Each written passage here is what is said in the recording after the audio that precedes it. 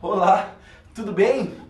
Desculpa estar assim tão à vontade, mas foi bom você chegar agora. A segurança que a gente tem em uma casa, na hora de abrir e fechar o chuveiro elétrico, por exemplo, se deve muito ao aterramento.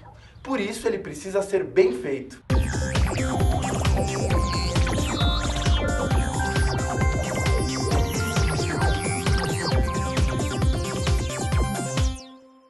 Como o nome diz, o termo aterramento tem a ver com terra. Como você já sabe, o aterramento é o cabo conectado a uma haste cobreada enterrada. Ele assegura que correntes de fuga passem para o solo, dispersando a corrente de fuga.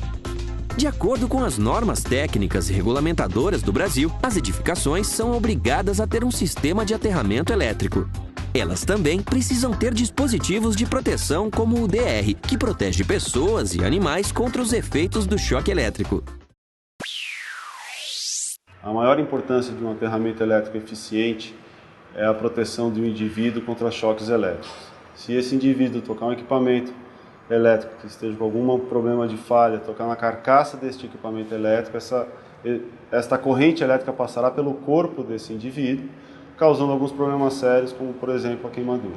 Outra proteção de um sistema de aterramento eficiente é a proteção das edificações contra as descargas atmosféricas, como, por exemplo, os raios. Para falar do DR, a gente vai usar a imagem de um quadro de luz residencial. Esse quadro de luz ele tem na entrada o DR e depois os circuitos que são protegidos por disjuntores. O DR ele é utilizado para proteger os circuitos elétricos contra a corrente de fuga. E essas correntes, quando ultrapassam um valor determinado, fazem com que o DR desligue o circuito. Ele é utilizado principalmente para proteger pessoas contra choques elétricos, mas também pode proteger contra acidentes de origem elétrica que podem resultar em incêndio. Ele é utilizado principalmente em banheiros, cozinhas, varandas, garagens, enfim, as áreas molhadas de uma casa.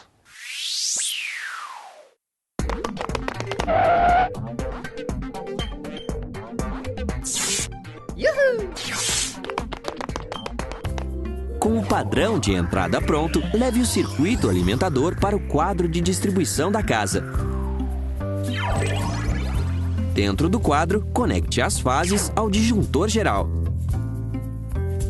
Os cabos terra e neutro são conectados a barramentos independentes. A partir da barra de aterramento, conecte os condutores de proteção. Eles serão ligados aos pontos de eletricidade distribuídos pela residência.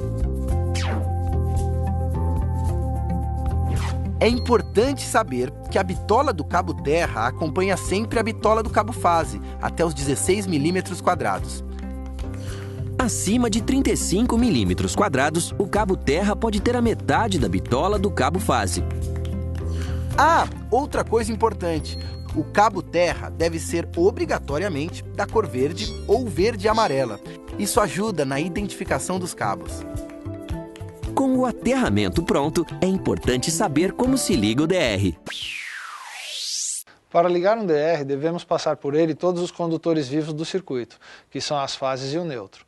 Se o circuito é fase-fase ou fase-neutro, devemos usar um DR de 2 polos. Se o circuito é trifásico, com ou sem neutro, ou um alimentador de quadro de luz com 2 fases e neutro, devemos utilizar um DR de 4 polos, como nesse caso deste quadro de distribuição residencial.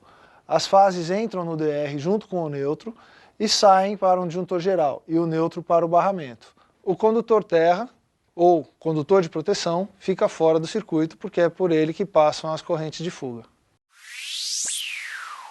Depois que o cabo terra já está instalado e o DR já está ligado, é necessário usar as tomadas do padrão brasileiro, que são de 3 polos. Com segurança não se brinca. Até a próxima!